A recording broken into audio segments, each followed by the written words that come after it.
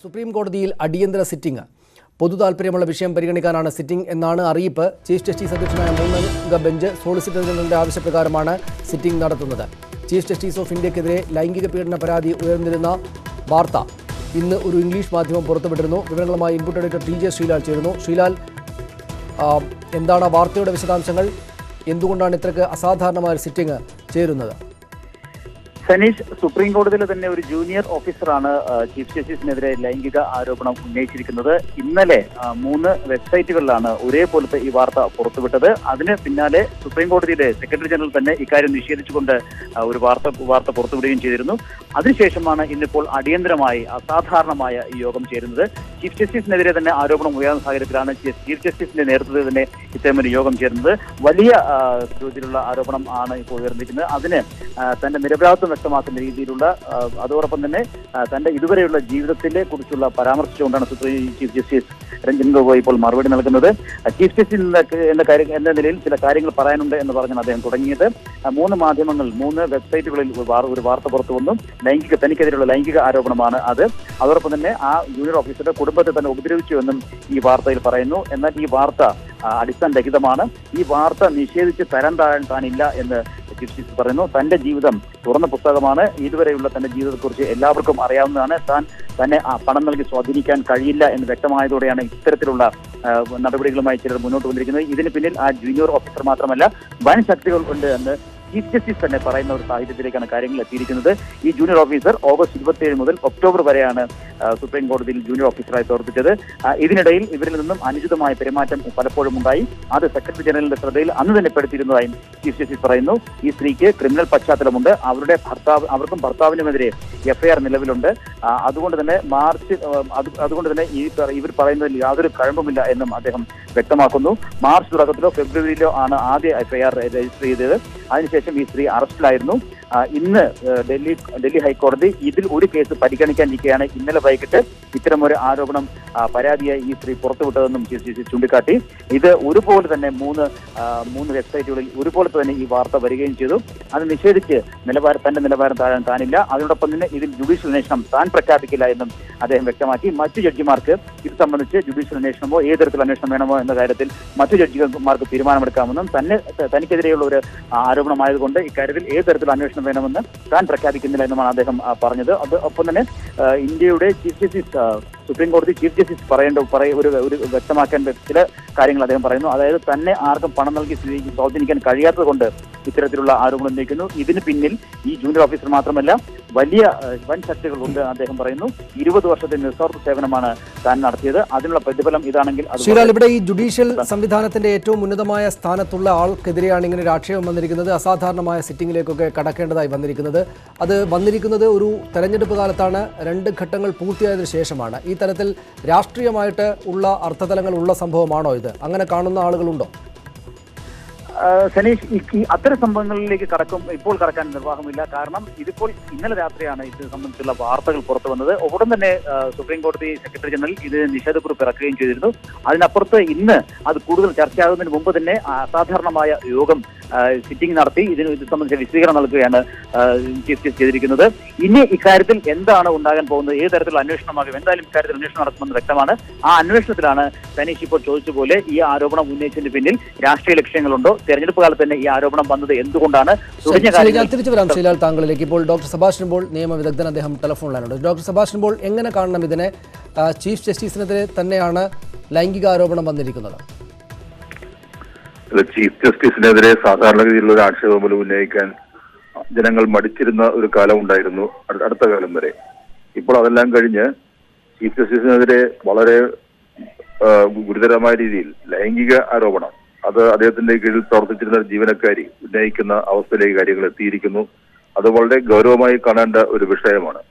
നമ്മുടെ chief justice എന്ന് പറയുമ്പോൾ അദ്ദേഹം നേരത്തെ ചീഫ് ജസ്റ്റിസ് ആകുന്നതിന് മുൻപ് സുപ്രീം കോടതിയിൽ കലഹിച്ച 4 പേരിൽ ഒരാളായിരുന്നു. അദ്ദേഹം തന്നെ ഇപ്പോൾ പറയുന്നു തന്നെ വിലക്കെടുക്കാൻ കഴിയാതെ വന്നപ്പോൾ ഇത്തരത്തിലുള്ള ആരോപണം ഉന്നയിച്ചിരിക്കുന്നത്. ഇവിടെ തന്നെ സൂചിപ്പിക്കുന്നത് സുപ്രീം കോടതി ചീഫ് ജസ്റ്റിസിനെ വരെ വിലക്കെടുക്കാൻ കഴിഞ്ഞില്ലെങ്കിലും വിലക്കെടുക്കാനുള്ള ശ്രമമുണ്ടായി എന്ന് അദ്ദേഹം പറഞ്ഞു. ഇതിനു മുൻപ് പല ചീഫ് ജസ്റ്റിസുമാർക്കെതിരെയും സമാനമായ ഈ വിലക്കെടുക്കൽ ആക്ഷേപം ഉണ്ടായിട്ടുള്ളതാണ്. അതുകൊണ്ട് അതിൽ അസാധാരണമായ ഒന്നുമില്ല. പക്ഷെ ഇവിടെ ഇപ്പോൾ ഈ രീതിയിൽ ഒരു മ്ലേച്ഛമായ ആരോപണം ഉന്നയിച്ചുകൊണ്ട് സുപ്രീം കോടതിയുടെ പ്രവർത്തനത്തെ തടസ്സപ്പെടുത്തുക, ഒരു തരത്തിൽ അത് പാരലൈസ് ചെയ്യുന്ന ഒരു അവസ്ഥ ഉണ്ടാവുക, അതിനുള്ള ശ്രമമാണോ നടക്കുന്നത് എന്നറിയേണ്ടിയിരിക്കുന്നു. ഒരു സ്ത്രീ ഒരു പരാതി ഉന്നയിച്ചാൽ നമ്മുടെ നാട്ടിലെ നിയമം അനുസരിച്ച് ചില കാര്യങ്ങൾ ചെയ്യേണ്ടതുണ്ട്. അത് ചീഫ് ജസ്റ്റിസിനും ബാധകമാണ്. ഇതിനൊരു ഇമ്മ്യൂണിറ്റി ഒന്നുമില്ല. പക്ഷെ ഇങ്ങനെ ഒരു പരാതിയുടെ അടിസ്ഥാനത്തിൽ ചീഫ് ജസ്റ്റിസിനെ നിശബ്ദനാക്കാൻ, അതിന് ഓഫീസ് പ്രവർത്തനരഹിതമാക്കാൻ കഴിയുമോ, അതിനുള്ള ശ്രമമാണോ നടന്നത് എന്ന കാര്യത്തിൽ വ്യക്തത വേണം. ആ വ്യക്തതയ്ക്ക് വേണ്ടിയായിരിക്കാം ഇപ്പോൾ അസാധാരണമായ രീതിയിൽ ഈ ശനിയാഴ്ച, ഈ അവധി ദിവസം സുപ്രീം കോടതിയിലെ ഈ 3 ജഡ്ജിമാർ സമ്മേളിച്ചിരിക്കുന്നത്. ഡോക്ടർ സുഭാഷ് മോൾ, അദ്ദേഹത്തിന്റെ ആദ്യ പ്രതികരണത്തിൽ ഇത് സംവിധാനത്തിനെതിരെ തന്നെയുള്ളൊരു ത്രെറ്റ് എന്ന നിലക്ക് കാണേണ്ടി വരുമെന്ന് അദ്ദേഹം സൂചിപ്പിക്കുന്നുണ്ട്. ഇത് താങ്കൾ നേരത്തെ സൂചിപ്പിച്ചതുപോലെ അവർക്കെതിരെ ഒരു സ്ത്രീയാണ് പരാതി പറഞ്ഞിരിക്കുന്നത്. അതീവ ഗുരുതരമായിട്ടുള്ള പരാതിയാണ്. അവർക്കെതിരെ കേസുകളുണ്ട്, അവരും ഭർത്താവും കേസുകളിൽ പ്രതിയാണ് എന്നതടക്കമുള്ള ചില വിവരങ്ങൾ കൂടെ ഈ വാർത്തയോടൊപ്പം സ്വാഭാവികമായിട്ടും വരുന്നുണ്ട്. പക്ഷേ ആരാണെങ്കിൽ തന്നെയും അത്തരത്തിലൊരു സ്ത്രീ മുന്നോട്ട് വെക്കുന്ന ഒരു പരാതിയെ അതിൻ്റെ ഗൗരവത്തിൽ തന്നെ കാണേണ്ടതായി വരികയില്ലേ? സംവിധാനത്തിനെതിരായിട്ടുള്ള ആക്ഷേപമാണ് എന്ന് അദ്ദേഹം അതിനെ പ്രതിരോധിക്കാൻ ശ്രമിക്കുകയാണെങ്കിൽ അത് വിലപ്പോവുന്ന ഒന്നായിരിക്കുമോ? അല്ല, ഒരുപക്ഷെ അദ്ദേഹം പറയുന്നത് ശരിയായിരിക്കാം. ഞാൻ അദ്ദേഹത്തോട് ചേർന്ന് നിൽക്കാൻ ഇഷ്ടപ്പെടുന്ന ആളാണ്. പക്ഷെ നമ്മുടെ നാട്ടിലെ നിയമം അങ്ങനെയല്ല. ആ നിയമത്തിലെ വൈകല്യങ്ങളെ കുറിച്ച് ചൂണ്ടിക്കാണിച്ചിട്ടുള്ളവരിൽ ഒരാളാണ് ഞാനും. പക്ഷെ അതിപ്പോൾ അത് സംഭവിച്ചിരിക്കുകയാണ്.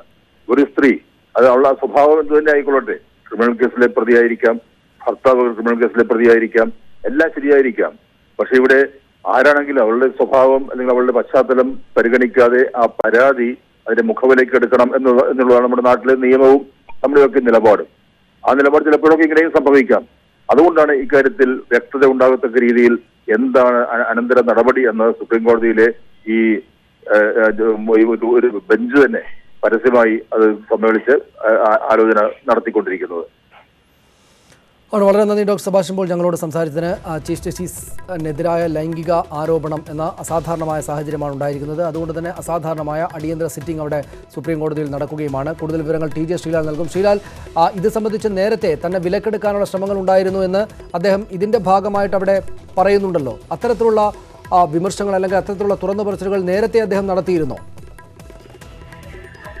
സനീഷ്, നമ്മൾ ഓർക്കേണ്ടത് ചീഫ് ജസ്റ്റിസ് ദീപക് മിശ്രയ്ക്കെതിരെ തുറന്നു പറച്ചിലുമായും എത്തിയ 4 ജഡ്ജിമാരിൽ ഒരാളാണ് ഈ രഞ്ജൻ ഗൊഗോയ് എന്നുള്ളതാണ്. അതിലേറ്റവും പ്രമുഖനും അദ്ദേഹമായിരുന്നു. അന്ന് ചെലമേശ്വറിനൊപ്പം ഈ വിഷയത്തിൽ ഉറച്ച നിലപാട് സ്വീകരിച്ച ഒരു ജസ്റ്റിസ് ആയിരുന്നു.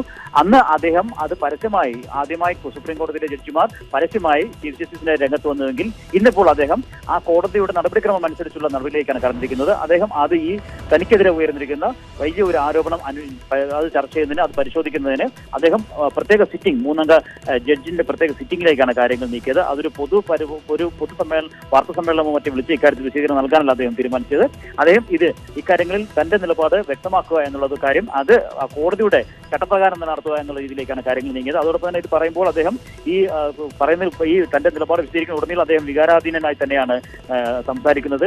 ഇങ്ങനെയെങ്കിൽ ജഡ്ജിമാരാകാൻ ഇനി ആരും വരില്ല എന്ന് അദ്ദേഹം ചൂണ്ടിക്കാട്ടുന്നു. ഞാൻ എന്തിന് കേസുകൾ കേൾക്കണം എന്ന് അദ്ദേഹം ചോദിക്കുന്നു. തന്റെ ഈ 20 വർഷത്തെ ജീവിതത്തിൽ തൽപ്പേരിൽ മാത്രമാണ് ജഡ്ജിയുടെ മൂലധനം. തന്റെ മൂലധനം അത് മാത്രമാണ്. അത് നഷ്ടമായിരിക്കുകയാണ്. അതുകൊണ്ട് തന്നെ താൻ മാത്രമല്ല ഇനി ഈ ജഡ്ജി ആകാൻ ഒരാളും തയ്യാറായി വരില്ല എന്ന് അദ്ദേഹം പറയുന്നു. ജഡ്ജിമാർക്കെതിരെ ആക്രമണത്തെ അപലപിക്കുകയാണെന്ന് ഒപ്പമുണ്ടായിരുന്ന ചീഫ് ജസ്റ്റിസ് അരുൺ മിശ്ര വ്യക്തമാക്കി. അതോടൊപ്പം തന്നെ അറ്റോർണി ജനറലും ഇക്കാര്യത്തിൽ വലിയ കടുത്ത ചീഫ് ജസ്റ്റിസിനൊപ്പം നിൽക്കുന്ന നിലപാട് തന്നെയാണ് സ്വീകരിച്ചത്. അറ്റോർണി ജനറൽ ആയതുകൊണ്ട് മാത്രം തനിക്കെതിരെയും വലിയ ആരോപണങ്ങൾ ഉണ്ടാകുന്നു എന്ന് കെ വേണുഗോപാൽ പറഞ്ഞു. ഇത് ജുഡീഷ്യൽ ഉത്തരവ് ഇറക്കും. ഇക്കാര്യത്തിൽ ഇന്ന് ജുഡീഷ്യൽ ഉത്തരവ് ഇറക്കില്ല എന്നും കോടതി വ്യക്തമാക്കി.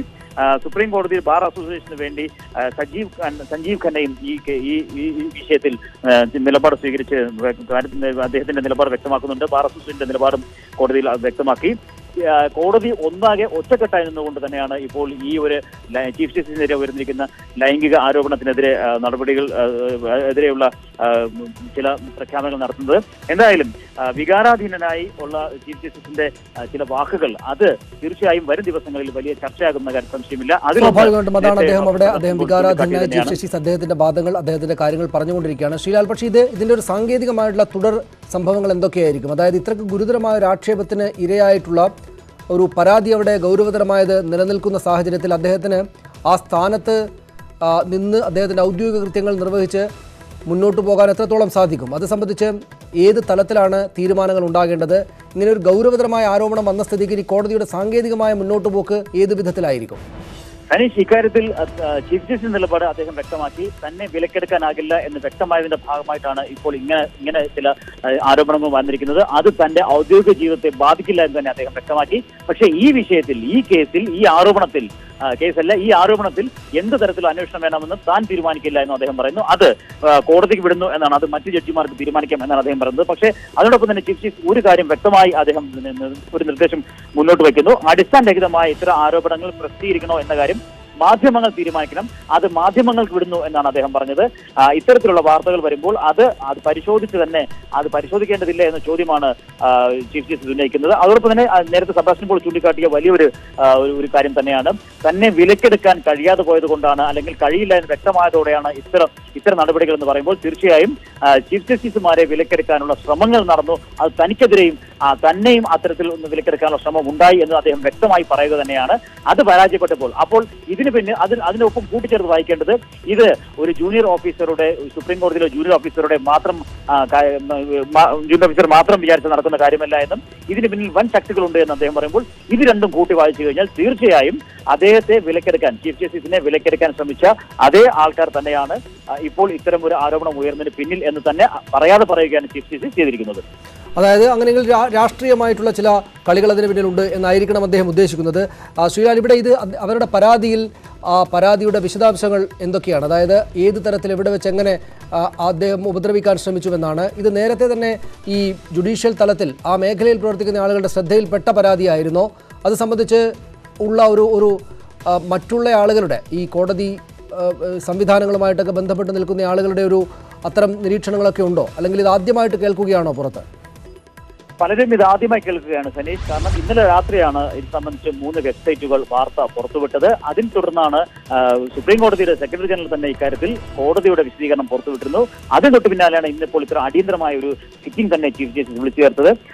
ഈ സ്ത്രീയുടെ ആരോപണം, ഈ ജൂനിയർ ഓഫീസറായിരുന്ന സ്ത്രീയുടെ ആരോപണം തന്നെ ലൈംഗികമായി ചൂഷണം ചെയ്യാൻ ചീഫ് ജസ്റ്റിസ് തന്നെ ശ്രമിച്ചിരുന്നു. അത് തടഞ്ഞപ്പോൾ തന്റെ കുടുംബത്തിനെതിരെ ഉള്ള നടപടികൾ, കുടുംബത്തിനെതിരെ പ്രതികാര നടപടികൾ ഉണ്ടാകുന്നു എന്നതാണ് സനീഷ് ഏറ്റവും പ്രധാനപ്പെട്ട വാർത്ത. ഇപ്പോൾ ഈ പ്രത്യേക സിറ്റിംഗ് കഴിഞ്ഞിരിക്കുന്നു എന്നുള്ളതാണ്. ചീഫ് ജസ്റ്റിസ് അദ്ദേഹത്തിന്റെ നിലപാട് വ്യക്തമാക്കി.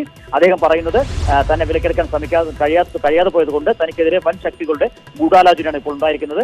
അതോടൊപ്പം തന്നെ താൻ ഇതിൽ നിന്നും ഈ ആരോപണങ്ങൾ കൊണ്ടൊന്നും താൻ കൃത്യനിർവഹണത്തിൽ നിന്നും പിന്മാറില്ല, കൃത്യനിർവഹണവുമായി താൻ മുന്നോട്ട് പോകും, ഇതുവരെ ഉണ്ടായിരുന്ന രീതിയിൽ തന്നെ താൻ മുന്നോട്ട് പോകും. പക്ഷേ ഈ കേസിൽ ഈ ആരോപണത്തിൽ എന്ത് നടപടി വേണം എന്നത് സംബന്ധിച്ച് താൻ ഒരു തീരുമാനമെടുക്കില്ല. അത് മറ്റു ജഡ്ജിമാർ അക്കാര്യത്തിൽ തീരുമാനമെടുക്കട്ടെ എന്നുള്ള ഒരു തീരുമാനം. ഞാൻ തിരിച്ചു വരാം ശ്രീലാൽ താങ്കളിലേക്ക്. അവിടെ ഇപ്പോൾ സിറ്റിംഗ് പൂർത്തിയായിട്ടുണ്ട്.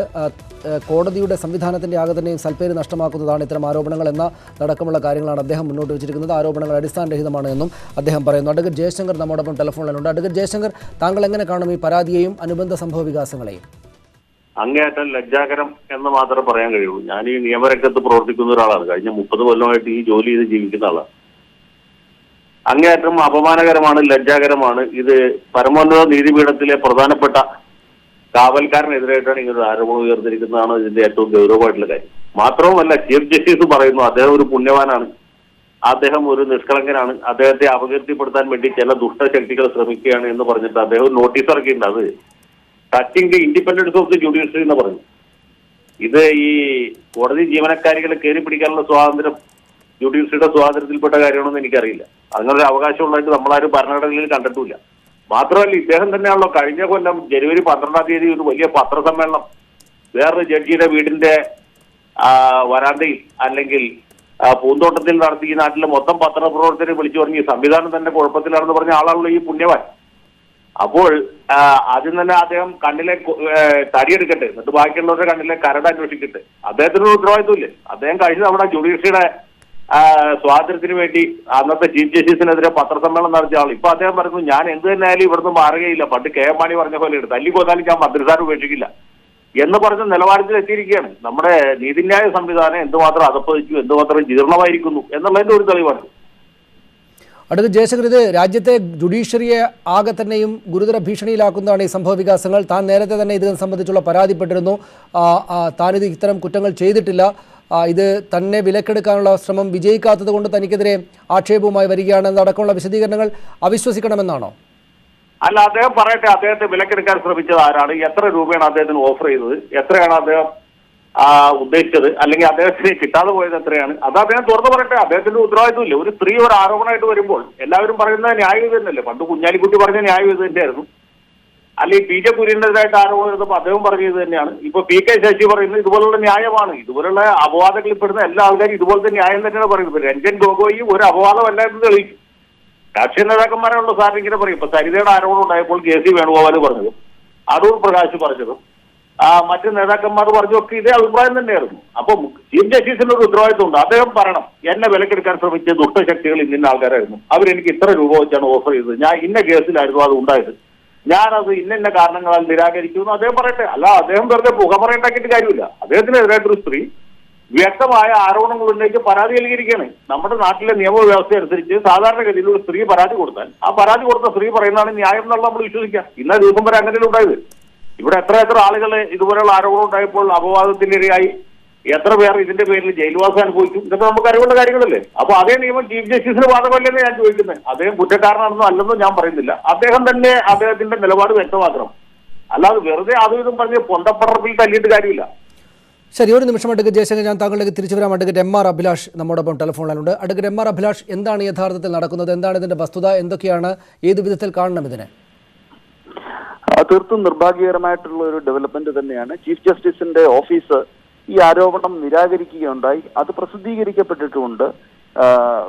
ജുഡീഷ്യറിയുടെ ഇൻഡിപെൻഡൻസിനെതിരെ ഉയർന്നു വരുന്ന ഒരു ബ്ലാക്ക് മെയിലിംഗ് അറ്റംപ്റ്റ് ആയിട്ടാണ് ഇതിനെ ഇപ്പോൾ കണക്കാക്കപ്പെടുന്നത്.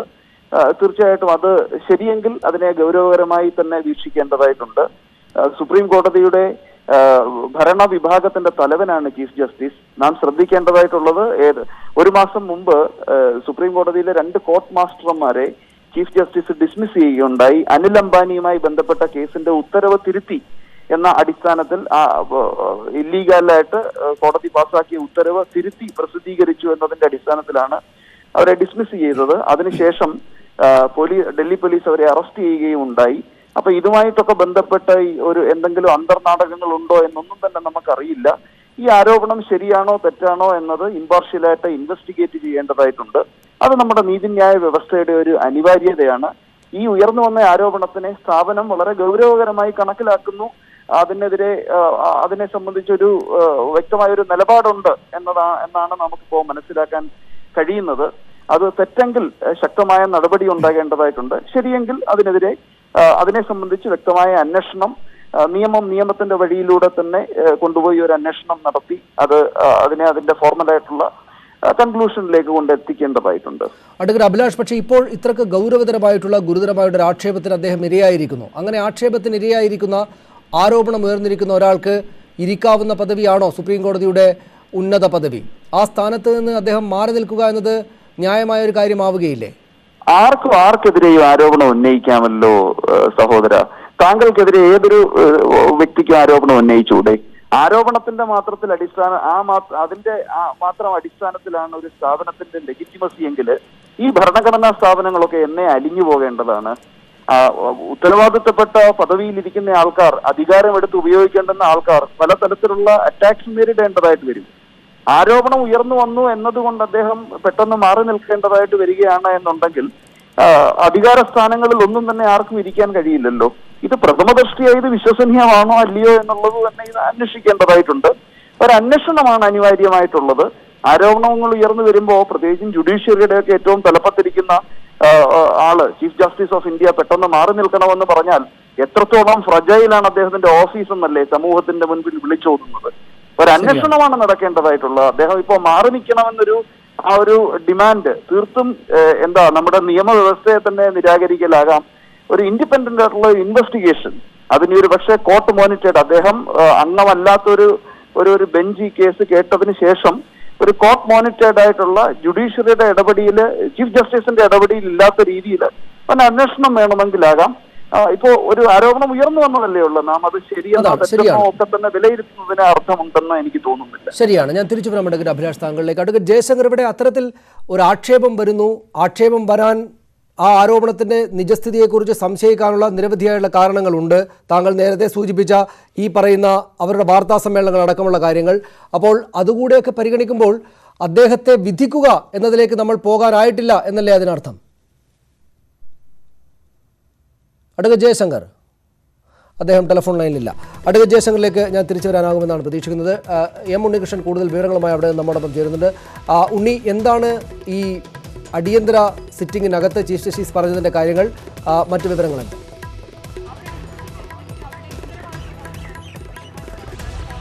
സനീഷ്, വളരെ അസാധാരണമായ ഒരു സിറ്റിംഗ് ആണ് ഇന്ന് സുപ്രീം കോടതിയിൽ നടന്നത്. സുപ്രീം കോടതിയുടെ അവധി ദിവസമാണ്. എന്നിട്ട് കൂടിയും ഈ സിറ്റിംഗ് നടത്താൻ ചീഫ് ജസ്റ്റിസ് കാരണമായി പറഞ്ഞിരിക്കുന്നത് സോളിസിറ്റർ ജനറൽ തുഷാർ മേത്ത വളരെ പൊതുതാൽപര്യമുള്ള ഒരു വിഷയം തന്റെ ശ്രദ്ധയിൽപ്പെടുത്തി എന്നുള്ളതാണ്. ഇന്ന് രാവിലെ ചീഫ് ജസ്റ്റിസിനെതിരെ 4 പ്രസിദ്ധീകരണങ്ങളിൽ വന്നിരിക്കുന്ന ആരോപണങ്ങളുമായി ബന്ധപ്പെട്ടാണ് ഈ സിറ്റിംഗ് നടത്തിയിരിക്കുന്നത്. അസാധാരണ നടപടിയാണെന്ന ആമുഖത്തോടു കൂടിയാണ് സിറ്റിംഗ് തന്നെ ചീഫ് ജസ്റ്റിസ് ആരംഭിച്ചത്. അധികം ഏതാണ്ട് 17 മിനിറ്റോളമാണ് ഇന്ന് ഈ സിറ്റിംഗിന്റെ ഭാഗമായി സംസാരിച്ചത്. ആദ്യം തന്നെ തനിക്ക് ചില കാര്യങ്ങൾ പറയാനുണ്ടെന്നാണ് അദ്ദേഹം വ്യക്തമാക്കിയത്. അദ്ദേഹം പറഞ്ഞ കാര്യങ്ങൾ ഈ രീതിയിലാണ്.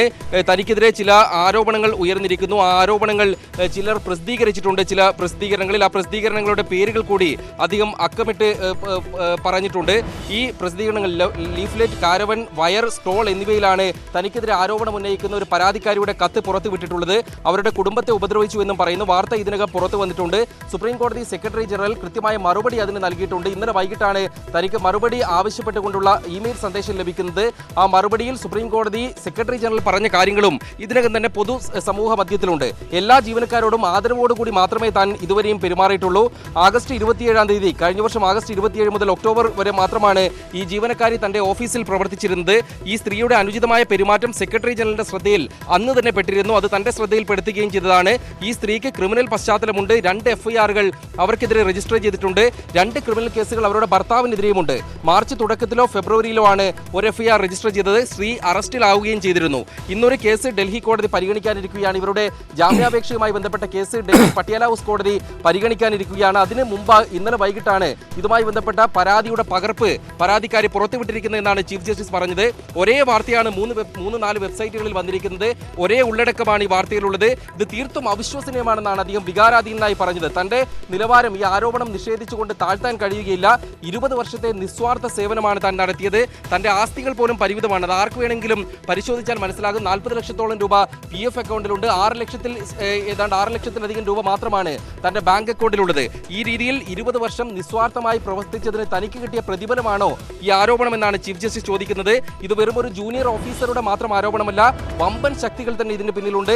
ചീഫ് ജസ്റ്റിസിന്റെ ഓഫീസ് ദുർബലമാക്കാനുള്ള ശ്രമമാണ് നടന്നിരിക്കുന്നത്. പ്രത്യേകിച്ച് നിർണായകമായ കേസുകൾ അടുത്തയാഴ്ച പരിഗണിക്കാനിരിക്കുകയാണ്. പ്രധാനമന്ത്രിയുടെ ജീവിതം ആസ്പദമാക്കിയുള്ള സിനിമയുടെ റിലീസുമായി ബന്ധപ്പെട്ട ഹർജി സുപ്രീം കോടതി പരിഗണിക്കാനിരിക്കുന്നുണ്ട്. അതോടൊപ്പം തന്നെ രാഹുൽ ഗാന്ധിക്കെതിരായ ഹർജി പരിഗണിക്കാനിരിക്കുന്നു. റഫാൽ ഇടപാടിൽ ഇത്തരത്തിലുള്ള ഹർജികളൊക്കെ പരിഗണിക്കാനിരിക്കുകയാണ് ചീഫ് ജസ്റ്റിസിന്റെ ഓഫീസിനെ തന്നെ ദുർബലമാക്കാനുള്ള ശ്രമം നടന്നിരിക്കുന്നത്. അതോടൊപ്പം തന്നെ രാജ്യത്തെ ജുഡീഷ്യറി ഗുരുതര ഭീഷണിയിലാണ്. ഇക്കാര്യം താൻ രാജ്യത്തെ ജനങ്ങളെ അറിയിക്കാൻ ഈ സിറ്റിംഗിലൂടെ ഈ അവസരം ഉപയോഗിക്കുകയാണെന്നും ചീഫ് ജസ്റ്റിസ് പറയുന്നു. ഇത്തരം ആരോപണങ്ങൾ കണക്കിലെടുക്കാതെ താൻ തന്റെ ചുമതല നിറവേറ്റുക തന്നെ ചെയ്യും. എന്നാൽ ഇതുമായി ബന്ധപ്പെട്ട കേസിൽ താനായി ഒരു ജുഡീഷ്യൽ ഉത്തരവിറക്കുകയില്ല, മറ്റ് സഹജഡ്ജിമാരായിരിക്കും ഈ കേസ് പരിഗണിക്കുകയെന്നാണ് ചീഫ് ജസ്റ്റിസ് പറഞ്ഞത്. അതോടൊപ്പം തന്നെ ഇത് ആസൂത്രിതമായ നീക്കമാണെന്നാണ് ഇന്ന് കേന്ദ്ര സർക്കാരിന് വേണ്ടി കോടതിയിൽ ഹാജരായിരുന്ന സോളിസിറ്റർ ജനറലും അറ്റോർണി ജനറൽ KK വേണുഗോപാലും അറിയിച്ചത്. ഇത്തരം നീക്കങ്ങൾ നേരത്തെയും ഉണ്ടായിട്ടുണ്ട്. നേരത്തെ മനു അഭിഷേക് സിംഗ്വി എന്ന മുതിർന്ന അഭിഭാഷകന് നേരെ ആരോപണം ഉയർന്നിരുന്നു. അഭിഭാഷകർക്കെതിരെ പോലും കോടതിയിൽ ഹാജരാകുന്നതിന്റെ പേരിൽ ആക്രമണം നടക്കുന്നു. അപ്പോൾ ചീഫ് ജസ്റ്റിസ് പറഞ്ഞത് ജുഡീഷ്യറിയെ ബലിയാടാക്കാൻ ഒരു തരത്തിലും അനുവദിക്കരുത്. വിശദാംശങ്ങൾ, അദ്ദേഹത്തിന്റെ വിശദീകരണങ്ങൾ എങ്ങനെയാണ് മറ്റുള്ള ആളുകൾ കേട്ടത്? ഇത് സംബന്ധിച്ച് ഈ സിറ്റിംഗിൽ പങ്കെടുത്ത മറ്റുള്ള ആളുകളുടെ പ്രതികരണം എന്തായിരുന്നു? ചുരുക്കം ഒരു 20-25 ആൾക്കാർ മാത്രമാണ് കോടതി മുറിയിൽ ഉണ്ടായിരുന്നത്. ഇന്ന് അവധി ദിവസമായതുകൊണ്ട് തന്നെ അധികം അഭിഭാഷകർ എത്തിയിരുന്നുമില്ല. മാധ്യമപ്രവർത്തകർ അടക്കമുള്ളവരാണ് വലിയ തോതിൽ തന്നെ കോടതിയിൽ പെട്ടെന്ന് ഈ വാർത്ത അറിഞ്ഞെത്തിയത്. ചീഫ് ജസ്റ്റിസ് ഇക്കാര്യം അറിയിക്കുമ്പോൾ ചീഫ് ജസ്റ്റിസ് തന്നെ പറഞ്ഞത് തനിക്ക് ചില കാര്യങ്ങൾ പറയാനുണ്ടെന്ന് പറഞ്ഞാണ് അദ്ദേഹം തുടങ്ങിയത് തന്നെ. അദ്ദേഹത്തിന്റെ പറയാനുള്ള കാര്യങ്ങൾ വളരെ വികാരാധീനനായുള്ള അദ്ദേഹം പറയുന്ന കാര്യങ്ങൾ കേട്ടിരിക്കുകയായിരുന്നു ഈ 15 മിനിറ്റോളം ആൾക്കാർ ചെയ്തത്. അതിനുശേഷമാണ് സോളിസിറ്റർ ജനറൽ തുഷാർ മേത്തയും അറ്റോർണി ജനറൽ KK വേണുഗോപാലും അവരുടെ നിലപാടുകൾ അറിയിച്ചത്. നിലവിലെ ഈ പ്രസിദ്ധീകരണങ്ങൾ പൂർണ്ണമായും വിലക്കാൻ കോടതിക്ക് കഴിയും. ഇത് അപകീർത്തികരമായ പ്രസിദ്ധീകരണങ്ങളാണ്, പരാമർശങ്ങളാണ് ഈ പ്രസിദ്ധീകരണങ്ങൾ ഉണ്ടായിരിക്കുന്നത്. അത് വിലക്കണമെന്ന ആവശ്യം കൂടി അവർ മുന്നോട്ട് വെച്ചു. മാത്രമല്ല സുപ്രീം കോടതി ബാർ അസോസിയേഷൻ പ്രസിഡന്റ് സഞ്ജീവ് ഖന്നയും ഇന്ന് കോടതിയിൽ ഹാജരായിരുന്നു. അദ്ദേഹം ഈ പരാമർശങ്ങൾ കൃത്യമായി ആസൂത്രിതമാണെന്ന് പറഞ്ഞു. കേന്ദ്ര സർക്കാർ ഇത് ചീഫ് ജസ്റ്റിസിനെ ബ്ലാക്ക്മെയിൽ ചെയ്യാനുള്ള ശ്രമമാണ്, അതിനെതിരെ കൃത്യമായ നടപടികൾ സ്വീകരിക്കണമെന്ന ആവശ്യമാണ് ഇന്ന് കോടതിയിൽ മുന്നോട്ട് വെച്ചത്. ഏതായാലും ഇന്ന് കോടതി ഇക്കാര്യത്തിൽ ഉത്തരവുകൾ ഇറക്കിയിട്ടില്ല. ചീഫ് ജസ്റ്റിസ് പറഞ്ഞിരിക്കുന്നത് താൻ ഇതുമായി ബന്ധപ്പെട്ട ജുഡീഷ്യൽ വിഷയങ്ങളിൽ ഉത്തരവിറക്കാൻ തയ്യാറാകുന്നില്ല, മറിച്ച് തന്റെ സഹജഡ്ജിമാർ ഇക്കാര്യം പരിഗണിക്കും. തനിക്കെതിരെ ഉയർന്ന ആരോപണമായതുകൊണ്ട് താൻ ആ കേസിന്റെ ജുഡീഷ്യൽ വശം പരിഗണിക്കുന്നതിൽ നിന്ന് വിട്ടുനിൽക്കുന്നുവെന്നാണ് ചീഫ് ജസ്റ്റിസ് പറഞ്ഞത്.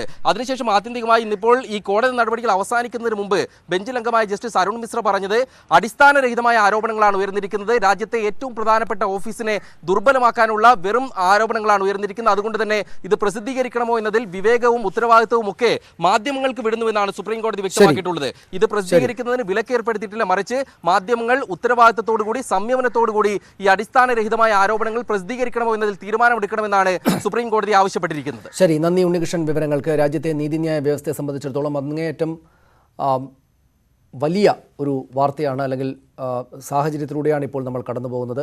സുപ്രീം കോടതിയുടെ ഉന്നത പദവിയിലിരിക്കുന്ന സുപ്രീം കോടതി ചീഫ് ജസ്റ്റിസിനെതിരായിട്ട് ലൈംഗിക ആരോപണം വന്നിരിക്കുന്നു. അത് സംബന്ധിച്ച് ചർച്ച ചെയ്യാൻ, അദ്ദേഹത്തിൻ്റെ വിശദീകരണം കേൾക്കാൻ അടിയന്തര സിറ്റിംഗ് ചേരുകയാണ് ഉണ്ടായത്. ഇത് സംബന്ധിച്ചുള്ള എല്ലാ ആക്ഷേപങ്ങളെയും അദ്ദേഹം വൈകാരികമായി തന്നെയും നിഷേധിക്കുകയാണ്.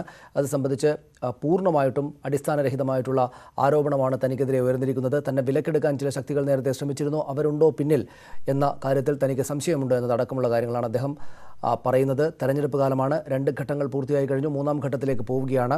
തെരഞ്ഞെടുപ്പ് കാലമാണ്, രാഷ്ട്രീയമായിട്ട് പല വിധത്തിലുള്ള സംഭവവികാസങ്ങൾ നടക്കുന്ന കാലമാണ്. സുപ്രീം കോടതിയിലേക്കും അതിൻ്റെ ചലനങ്ങളാണോ ഉണ്ടായിരിക്കുന്നത് എന്ന് സംശയിക്കുന്ന നിരവധിയായിട്ടുള്ള ആളുകൾ രാജ്യത്തുണ്ട്. പക്ഷേ അതീവ ഗുരുതരമായുള്ള ആക്ഷേപമാണ്.